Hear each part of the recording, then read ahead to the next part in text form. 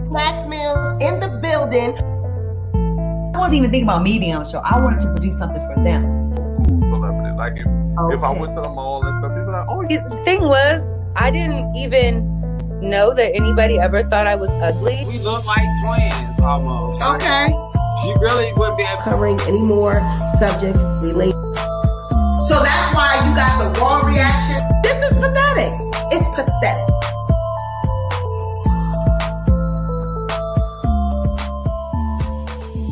It's your girl Sweet Pea, and we are back with another interview from the hit YouTube reality series, The Circle NYC and ATL. We got Melli B in the building. Hey everybody, thank you for having me, Sweet Pea. Thank you for coming. Oh wow, it's such an honor. I love you. Ain't it all, bitch? He ate it all. Who is Melli B? Tell the audience. So Melli B is actually my alias. It's kind of like my alter ego. My real name is Melvin. And so Melvin is a business person, and I've been doing business for about 8 years on a marketing agency. And so I have it's flexible, but I have a really like same type of day, different type of situation with my clients. And so that's every day. So Melli B is my creative side. It's the side where I say what I want, do what I want, don't really care. And it's really, really who I am if I did not have to put on the whole look, to blend in and live in this world that we got to live in. Okay. And so Melli B is just a little more fun. He's a little more into just experiences, doing stuff, having people around, and making people laugh. Right. So how did you get casted way back when on the Circle NYC? Because you started off with that. That's what, like 4 or 5 years ago? Right. A long ass time. Yeah. I was a whole different, Melli B was a different bitch back then. Jeez. Honey, you always been that bitch. Period. You always been that bitch. Can't take that from you. The star of the show. Always. Thank you. It's been hard. It ain't been easy. Yeah. So how did that come about? Lester Matthews, everybody knows him as Nunu. He's the producer, creator, owner of the series as well. But it started out with they had a season 1, and I wasn't a part of it. I didn't even know the show existed. But I happened to have a Fashion Week event, I guess, well before anything. And I had them all on my invite list as media because it was a nonprofit. The point was to bring other gay people together, network, and have a good time. And it was during Fashion Week. And so they had this scene at the season finale of their show where they're all talking about where they all met, which was the purpose of my event. They met at my event. And so I was brought up, did not know the show existed, did not know that after they came to my event, they all ended up on the same show. Okay. So, hello, I did what I said. You gave them an opportunity. Yes. And so fast forward into meeting Nunu, I met him. And that's when he kind of was like, would you be interested in doing the show? And I'm like, I have no clue. And I'm a whole fucking train wreck. And so, it was easy to kind of just go into it because it's not like I auditioned. It's not like I was looking to be on the show. I was running my company. I had a lot of other things going on. And so that wasn't something that I was looking to do. I was never like, oh, I need to do reality and trying to figure out how the fuck that was going to happen. It's just kind of something that fell into my lap. And so that's how I ended up. Authentic. Yes. It wasn't a thirst trap like everybody else. Everybody else, child, coming for me. Who gonna take Melli B next? Not you, girl. Now, to the audience, I know you guys watch just like I watch. Why is everybody always trying to come for Melli B? What's that all about? Girl, I don't know. You gotta tell me. I have no clue. I'm starting to maybe get it, but I don't truly get it. Right. Because I look back at, the other season. I remember the have and have nots. I look back because it was given very much have and have nots. I got it. Exactly. And that's what Dwight said. It was given very much have and have nots. And it didn't necessarily mean you have things or money or, material things. because everybody, no one really knows what anybody really got, you know. Right, But it's right, all about your presence, your confidence, just how you are and how you truly feel about people. I mean, it's one thing to joke, but some of these bitches are really nasty to the motherfucking core. And Yeah. so, you know, bitch, you need to be over there. And that's very much have not behavior. And it's a particular have not that I need to ask. Bugs Gunner. Did you just say Bugs Gutter? Bugs Gunner. Oh God. Where's my weed? Did y'all ever have, what was it given? Me and Bugs were just friends. That's what it was giving. People have feelings and feels, you know, ways about different stuff. You can't read. That's not something that I can police. That's not, unless you're upfront with me about how you feel. I don't take well to friendly fire. I don't take well to just constant badgering and stuff like that. And so to this day, I don't understand that situation. I just know I felt like I was in an uncompromising position where my company was being threatened and my reputation was being threatened, and I had to do what I had to do. And it was absolutely. And the cease and desist. Why you keep mentioning me? So especially if it's not true. I understand talking shit, but when you start doing shit, saying shit, you start crossing motherfucking lines. It's sometimes too much is too much. And I don't know why people don't understand. Just don't go too far. Hell, if I can understand it, I'm sure they can. But when you start doing stuff like that and you dealing with my money and how I eat every day, oh hell no, please. You will see the ugliest fucking side of me when people play with me like that.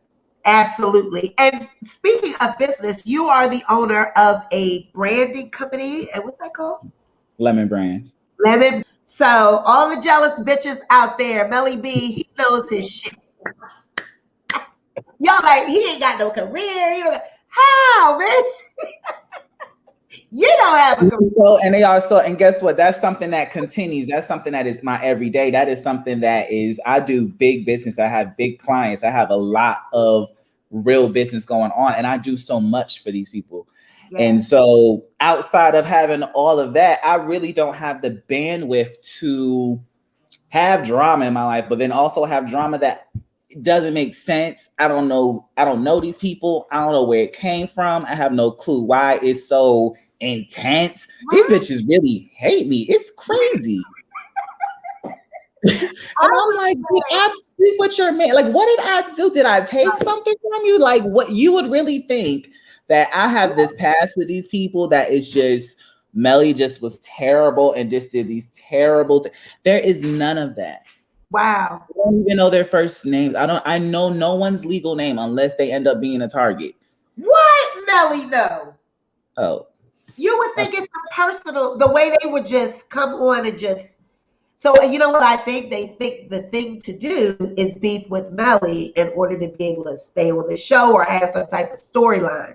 That's how I feel about it too. But you know, everybody swear up and down they're not checking for me, they're not thinking about me. But every time you ask them a question, it's Melli B, Melli B this, Melli B that, child, Melli B. Outing, y'all at a whole gathering outside, a picnic, whatever the hell it was, and y'all taking a vote to how he gonna stay on the show. I didn't even know he was on the show. I was like, I could not picture myself as a grown ass adult, one, eating in the park and eating on the floor. Wrong, bitch. But two, who wants Melli here? As if they have the authority or the power and to say, you know, oh, who doesn't want him on here? Let's put up a vote. Girl, bye. And ain't nobody even asked that. It wasn't even a thing. Right. It's just like always bring me up for whatever. It's this Melli B hate train. It's a lot of bitches on the train too. Yes, it is. And speaking of train and a lot of bitches on it, it seems like for this season, we see a particular train that came on in from New York, a Sister Soldier. What is her issue? I mean, Jewel the Rhinestone. What is her issue? I don't know. To be honest, I'm gonna keep it a stack. When I met her, she had a very standoffish, passive aggressive attitude with me. And I didn't really understand, but when I'm around cisgender women, there's always a learning curve with both personalities, I feel. Okay. And so, you know, I didn't really get into her the first time that I met her. It was very just like everybody else I, you know, connected with, and I got social media information with her. I just wasn't sure. And I knew there was a reason. And then it happened to be a motherfucking perfect reason. The next time we met up, we finally, I bought her food, everything. We was really vibing, whatever, dancing, all of that. And so we finally decided to switch social media. So she's typing on her page on mine. I'm scrolling through and I see it. And boom, I see her and B Hawk are best friends. And so I can't give you too much, but wow, you know, that was the source. That's the fuel. That's the everything for her. That's her entire storyline, to be honest. Yes, absolutely. All of it is her quest to now try to trash my name and label me as transphobic about something that has nothing to do. Yeah, I'm transphobic because I was defending myself in an ongoing situation with somebody who flew here to attack me and antagonize me. I'm confused. I'm at home. I'm out of my business. This person lives in the city, whole nother state. You threatening me. You talking about my mother. You doing all types of shit online. You talking about it's on site, and then you're standing in front of me in the middle of the pandemic. I'm confused. And I'm confused because I noticed that she said that she never watched any of the past episodes. She never watched any of the past seasons. That's a lie. But your best friend is B Hawk, who was on the season that I was on. You sought this out. Stop playing in my face. Stop playing in my motherfucking face. You sought this out. You know, bitch, we don't play with girls. We don't play with bitches. Nope, not no bitches. I like girls, but bitches, okay. We don't play with those. Not like that. Like, don't pretend and play in my face like that, and then smack me and put me in a setup in a situation, and then say I'm the problem, and then say that it was a sneak. How? Y'all the only ones who are aware of all of this madness. Right. From the get-go. You came here with an agenda, bitch. You came to ATL to be on the circle. Right. All this sister soldierism. I'm a black activist. I'm a raunchy activist. Girl, stop. It's bullshit. You can't sit here and campaign and say that Black Lives Matter and then also say white lives don't or Mexican lives don't. Not that she's saying that, but to, you know, want peace, to want love and all of that, but just for you. I understand having self-love, that's important. And so being pro-Black is important, but being pro-Black doesn't mean that you're anti everybody else. Absolutely. And for her to feel like she's from Brooklyn, she claims. She's not from Brooklyn. That bitch is from New Jersey, Elizabeth, New Jersey to be exact. So she out here lying to people. North Jersey. That girl catches a train to a bus to a boat, girl. The New Jersey Transit to get to NYC. Right. These bitches kill me. They really do. But she might gotta go to Camden to get to And then it's like New York is so diverse. Yes. Like, yeah, that is not something that you grew up feeling like. That's very difficult to believe. You are literally around all types of people, all types of income, all types of races, just everything. And so to be here and to be trying to police who the fuck is going to be around you, you are not God. You do not have control over anything. And so it's off-putting when you hear someone say out of their mouth that I don't want to exclude you because of your race or how you look, but yet you fight for inclusion. Right. That don't make sense. No, that's a racist. That if you are to a bigot and a racist, if you're going to put off, especially when they say black and brown, they mean blacks, Mexicans, Puerto Ricans. Hello, girl, stop. It was a mess. To work together, we have to be able to sit in certain spaces and have conversations that are going to be difficult about race and all of this. But you can't be like civil, simple. It ain't that motherfucking hard. Because guess what? I got to be around they bum asses. You think I want to be around them? No. Here I am. And here you are. Walking off your last comment about the haves and the have-nots. Where you mixing seasons together. You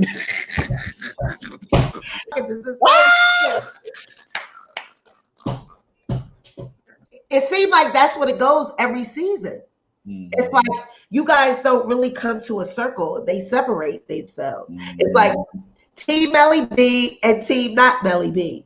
And then they got to keep in mind that people, because I've recently started having people that I've had relationships with and I've got closer with and I have alliances with on the show.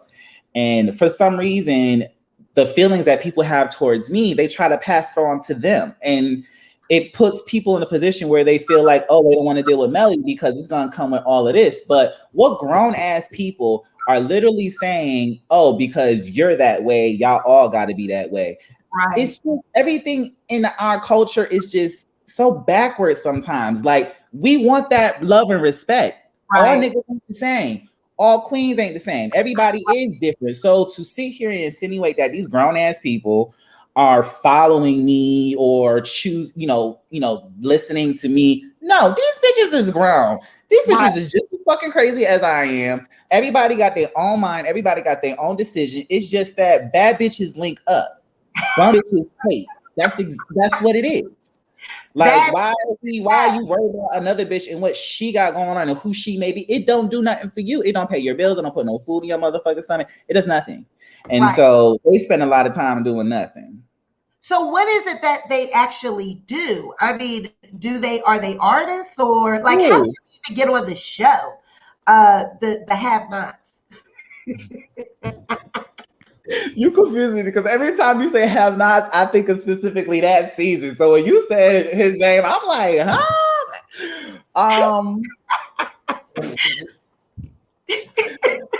So sorry, that's what it is. I don't know how the rest of these bitches got on this show. I just know that coincidentally, a lot of people have some weird connection to me that is supposed to throw me off and supposed to be like, a surprise for me throughout the season. I mean, there were surprises, but it wasn't anything that I couldn't handle.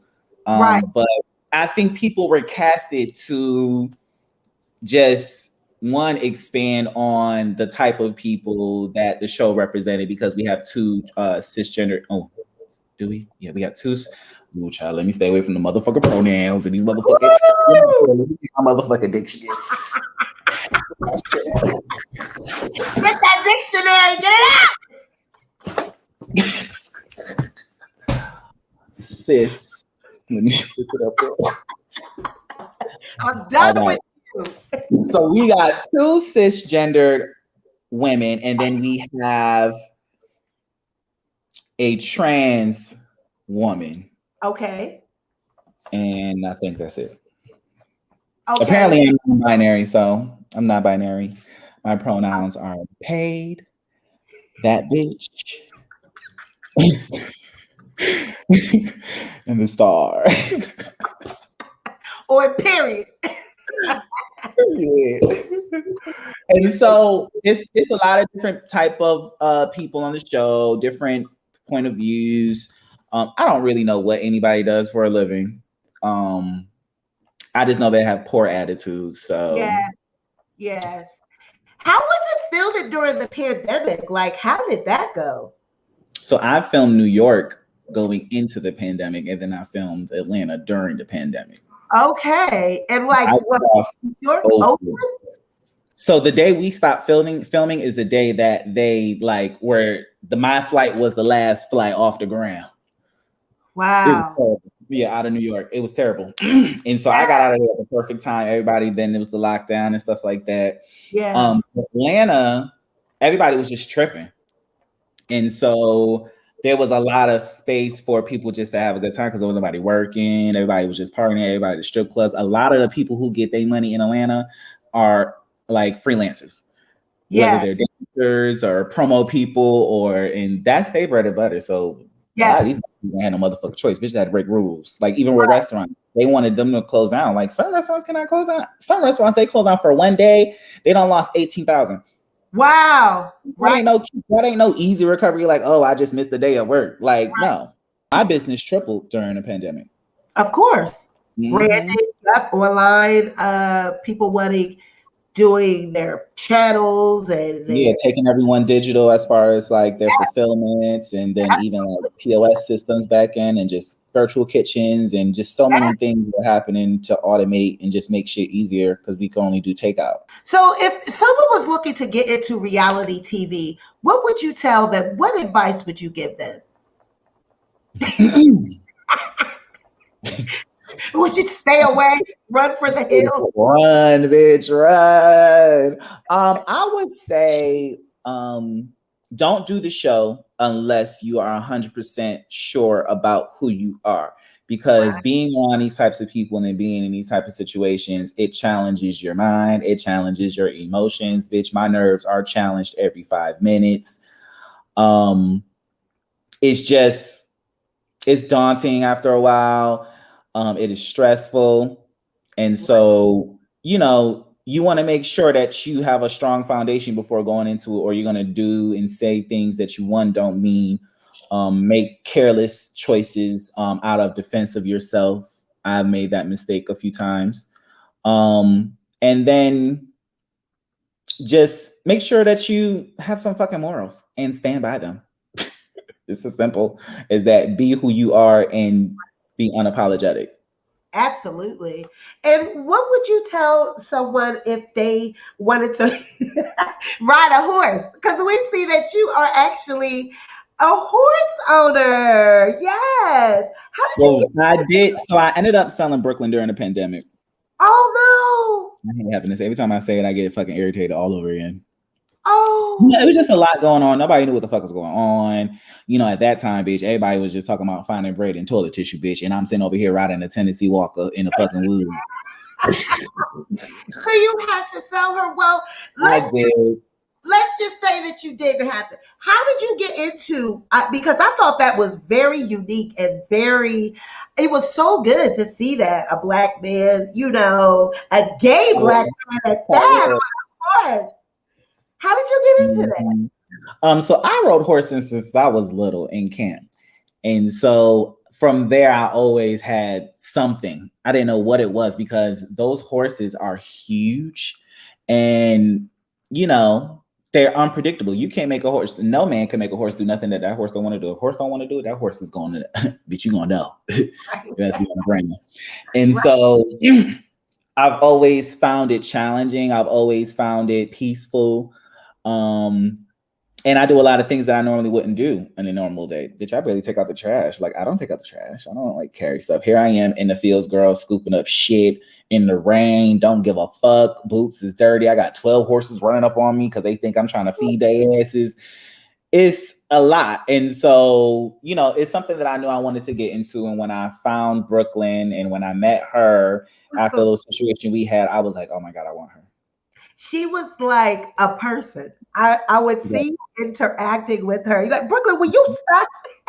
Mm-hmm. And she understands too. She was literally the horse version of me. I promise you. There's no way. Like bougie. Mm-hmm. And she was hood though. She was very butch, but pretty and still. I'm like, why do you keep trying to? She had moments where if I would let her loose, she would turn around and just run towards me. And I'm like, bitch, I'm not getting out of the way. I ran towards her motherfucking ass too. And so that's how you break a horse, because they challenge you like that. They want to see if you turn and run. Right. Yeah. So when you gave her away, like, did she know that she was, Well, so the stable that I was boarding at, I did have a different buyer, somebody who had been constant, because I wasn't like looking for somebody to buy Brooklyn. This lady had contacted me about Brooklyn, and she was obsessed with Brooklyn, and she just some rich white old bitch, and so she just had a better facility. She just had it was her horses were beautiful, they were performance horses, and I was like, if I do let Brooklyn go, that's the type of situation I'm gonna let her go. I don't need to put her up for sale. Like, she's expensive anyway, so how many bitches gonna be able to drop that kind of stacks in the middle of the pandemic? Okay. So it was something that just happened, and it ended up being something spiritual because she was a Christian woman, and whatever. So I ended up selling it to the owner of the property where Brooklyn was boarding. And so Brooklyn was already broken there. She was already familiar with all the other horses. So to her, the sale of her is the only difference is she don't see me twice a day. Right. Okay. So did you just leave Libra and just don't go and visit or nothing? So I had the situation with the sale was a little crazy. So it was I don't like when people take things from me. So there were certain agreements a part of the sale that weren't honored. Okay. And when that happened, I felt like the baby daddy, and the baby mama would let me see my son. Right. But then passive aggressive be like, well, come see him. And it's like, and horses are very spiritual, like type of live being, like animals. So they are very connected with energy. They are very connected with just instinct. And that type of energy, Brooklyn would sense. She would absolutely sense it. And I'm all about authenticity. I'm all about not wasting my time when I'm doing something that ain't real. It could be terrible or good, but if it's what I want and it's what's supposed to happen, that's where I kind of thrive. And so, I've kind of let the chips fall where they are. They've invited me back several times, but it's really hard for me to forgive people who move my spirit, because it's really hard to do that. That means I had a lot of love and a lot of care. And so when that happens, it's sore, and it's sore for a while. So it's hard for me to be like, hi, and take, I can be civil, but you'll see it on my face will be like this. Like, look at my face now. Right. So people know that about me, though. And that's what makes people trust me, because they know I'm going to say exactly how I feel. So what can we expect from the Circle this season? And without any spoiler alerts, what can we expect? Why should we watch? You should watch, because I will say my personal experience, because I've been on New York for so many seasons compared to Atlanta. Even though New York, we filmed for like a year, Atlanta, we filmed in February, the shortest month of the year. So we shot in 4 weeks, and some of these people are connected and have past, but majority of us don't really know each other, and we don't have a past. And we were able to film a show with so many just different levels and connections and opinions, and everybody's opinions is strong. Some stronger than others. So you just see a lot of stupid ass drama, and it's funny. Yes. It's funny. The lines are drawn, and child, all types. I mean, there's all types of red flags. It's all types of shit going on. It's a mess. Yeah. It is. So I look forward to it. Did you come to a circle, or did it just stop? Well, you know what? Now that it's today and I know what I know, I will say with who matters, there's a circle. There's a complete circle.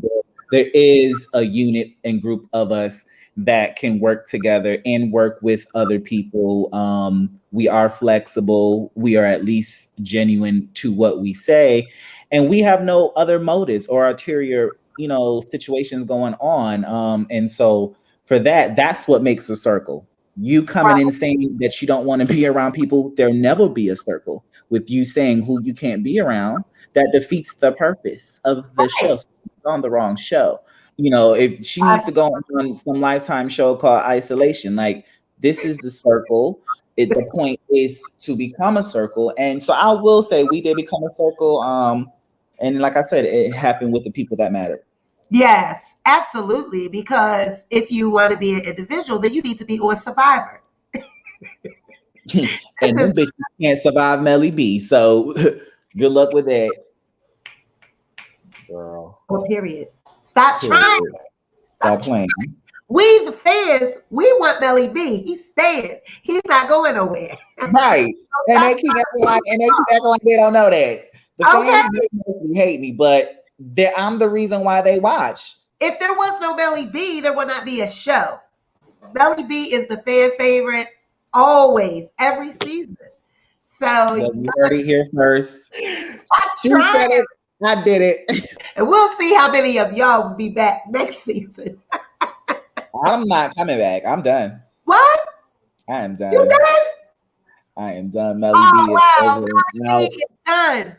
I am done. I can't do it. You going somewhere else. You are a star, so I'm gonna follow you. I will follow your career, because you're absolutely not going to stay out of the limelight. So I need something else.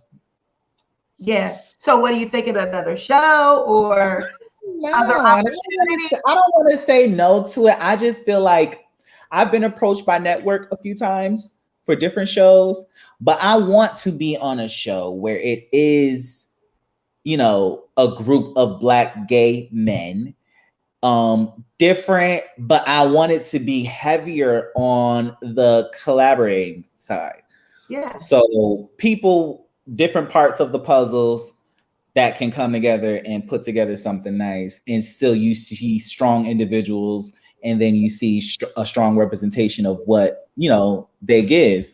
And I would want to do something like that on a network, because that's a lot of visibility and transparency into your life and your business and stuff like that. I wouldn't give the Circle that much. If bad enough they was filming my goddamn clients, but that's why we had a lot of problems. People don't know how to separate street shit from business. Right. I don't make it too. And what do you get out of this show?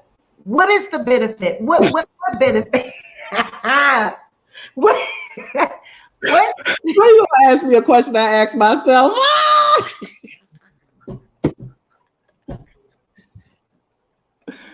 I got a whole bunch of enemies. Oh, baby. That's on them. They did that shit. But you just said you've been approached by networks and stuff like that. So obviously you got exposure. You gained exposure. Everybody knows who you are. But do they know that you're not coming back? I thought I said it. I mean, I feel like I said it. That's why I've been completely committed, even through the whole situation with this fight and everything. And I haven't blamed production. A lot of people blame production for the things that go on. I have not blamed anyone. I've taken full accountability for any and everything that I've said, that I've done. Can't nobody say that any different in the 4 or 5 seasons I've been on YBN. And I've shown up. Yeah. And a lot of bitches don't even do that. So right. And you gave a show, because everybody knows Melli is a talented artist. He, you got what you got coming out? Because I heard you got a new single. Girl, so there's this this trending hashtag mute Melli B. This fake ass hate train, whatever, and they're getting money off of it with their cash apps and stuff like that. So since they want to make me trend, I'm gonna put out a single and a visual, because apparently I didn't know I was putting out a visual, but somebody said that I was, so I guess I am. And I'm gonna put that out because I want a piece of the pie. I'm a victim in this. Absolutely. But where did that okay? So you just can't say that. How did that start? Like, what is it about? How can you mute someone that is a star? Right. Tell them to make that make sense. They can't even reach. That makes sense. It just doesn't. Show because of Melli B. So the situation is B-Hog be running her mouth, and she was threatening me, talking about something I ain't about that life and all this other bullshit. And she just been constantly posting about me. I mean, she just posted about me last week, talking about some Melli B is trash, and if anybody that supports him, they're trash too. And a lot of people are taking offense to that, because I have a lot of supporters. What the fuck are you talking about? Who says that? Right. But they want me muted because they feel like no one should support me because I chose violence. I can understand people being disappointed in me for choosing violence, because I'm disappointed in myself, but I'm not apologetic to me having to defend my life, my world, my name, and my empire. It's as simple as that. How much can you take?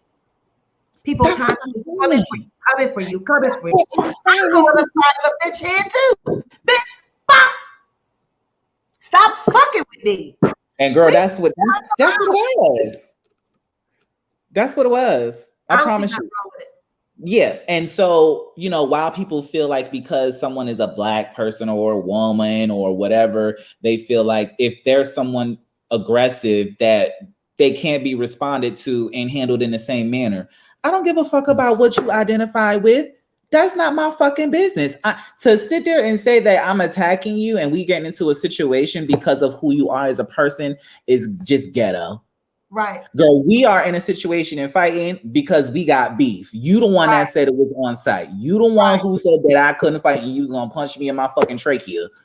She put words on me. I don't give a damn. Aggressive. I'm on this side. Never touched me. You can do wrong. But it's It aggressive. was unfortunate. It really was. But you can't expect to bother somebody like that, threaten them, and then you pull up to where they're going to be in a whole nother city, in a whole nother state, and then you walking around, then you got a knife. He pulled out a knife on me during the fight. Yes. Girl, that is so good. Because I know you didn't get on that motherfucking airplane with that motherfucking knife. That means your ass bought that knife to come to this house because you wanted to fuck with me. And what do they think they was going to do with that knife? Girl, I don't know, because I got a whole pistol. I don't know what the fuck she was going to do with that. Oh, wow. But that's what I'm like, I can't be in situations like that. I can't be among people like that. It's dangerous. Why do you have a weapon? Right. Like, I don't understand. And then you come here. I don't know that you're here. And I'm coming to a home where I'm supposed to be sleeping, eating, and shitting and pissing for the weekend with the other cast members. And somebody who's not on the show, somebody who has no relevance in Atlanta is here walking around talking about something. Ooh, we're ruffling feathers. Bitch, you ruffled the wrong fucking feathers. So no. And she's calling it an attack, and then it's not an attack, and it's not an attack on her gender or her what she identifies with. That was not an attack. You threatened me, and you told me when you saw me that you were going to attack me, and I defended myself. Right, and you had a knife, and if I had been asked, would you have stabbed me? That bitch was gonna stab me. She went and got the knife during the fight. She said, "Hold on." I said, "Oh, where's she going?" Came in with a whole motherfucking knife. I was like, this is ghetto. And but you know, they've been trying for years, Melly. You had to whoop somebody's ass. They've been calling me pussy for years for not swinging on nobody. They said that I was all talk. Now that a bitch is fighting for her motherfucking life, one. Now I'm a fucking abuser. Y'all are fucking crazy, delirious, motherfucking delusional. Just, I don't get it. I don't get it either. It's just hate. I don't even know. When was it over? What she came here for? I don't know. For Jewel? She came why with Jewel? I don't understand why Jewel would bring him. She knows that what happened between me and B-Hawk. She's 100% familiar. We talked about it. She did it on purpose. It was a setup. It was a setup. They set me up. Wow. Wow, sis. That's wow. Girl, I couldn't believe it, bitch. When I walked in that motherfucker house and I saw her, bitch, I gagged. That's greasy. It is very That's greasy. Wow. So what can we expect from Melli B? What you got coming up, Melli? That's a good question, girl. I meant to talk to the Lord tonight, but I got busy. I'm gonna ask the Lord what's next, what's on the schedule. But I plan on kind of revitalizing both my offices, restaffing them. I kind of want to take on new business and kind of scale while I have the rest of the year left. And so I just kind of want to get my business back to like we're open. Right. Because I'm gonna be in my office at all. I'll probably go to that bitch probably 3 times a damn month. Yeah, I want to do more. I want to get a trainer, just kind of get my health and my outside feeling good, my inside feeling good. And just I want to expand business, and then I want to start a workshop soon for small businesses called a Lemon Squeeze, where it's a workshop where I go through the necessities for every small business. Yes, come to the Lemon Squeeze coming this fall. I'm coming. Okay. And will that be virtual too? Yes. Okay. All right. And who is Mr. Melli B? Do we have a Mr. Melli B? A Mrs. Melli B? Like a man? A man, boo. I got a man. Ain't nobody deal with these niggas like that. I got a whole bunch of niggas. Okay. But there's no one that I'm like serious. There's no one that can like text me good morning, like for real. Like it's none of that. And it's hard to kind of deal with that because I live in a very in my mind type of state. And so planning, I don't do. Future, I don't like, you can't ask me what I'm gonna be doing in 5 years. Like, I don't fucking know. Who knows? Okay. So I'm very into just feeling what I'm feeling now. So I'm not, I don't really get caught up with the feeling of, because a lot of guys, when I go on dates, they get this impression that I want to marry them. I don't know where they get that from. Bitch, that is far from where I am. I mean, I do get wifey vibes, so I can understand they feel like maybe they was selling some butterflies and, you know, it was getting, you know, whatever. And so I kind of focus on just where I'm currently at with that person. I don't really care about the labels and names. I don't even know the difference between the different levels of dating anyway. And so I'm just focused on business. I feel like I want to get myself to where I'm good before I deal with somebody else, because I'm picky too. So when you out and about in ATL, you know, people don't recognize Melli B. Bitch, I know they recognize you. Nah, they recognize me. I'll put on a little, you know, give a little tray, little trishy look.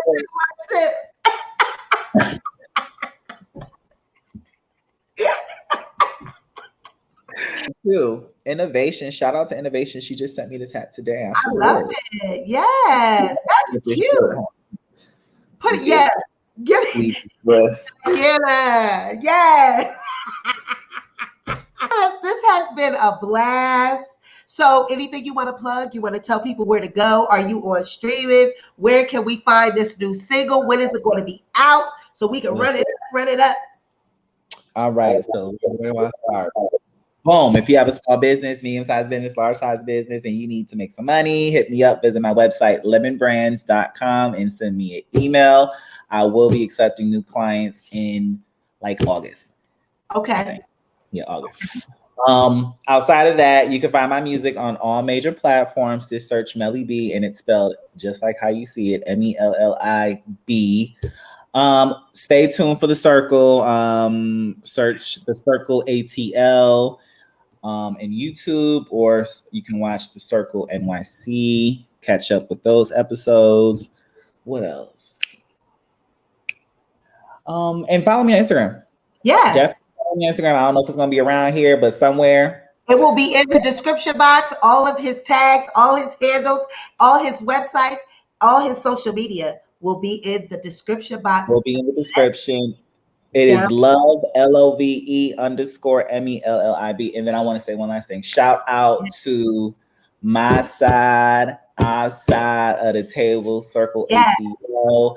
I love y'all. We've kind of bonded over just having to be positive still in a terrible fucking situation and just being there for each other. So shout out to Cash, shout out to Mulatto, shout out to Alyssa, shout out to Dante, shout out to Rico. I think that's everybody. And shout out to Nunu and Jamar too. Yeah.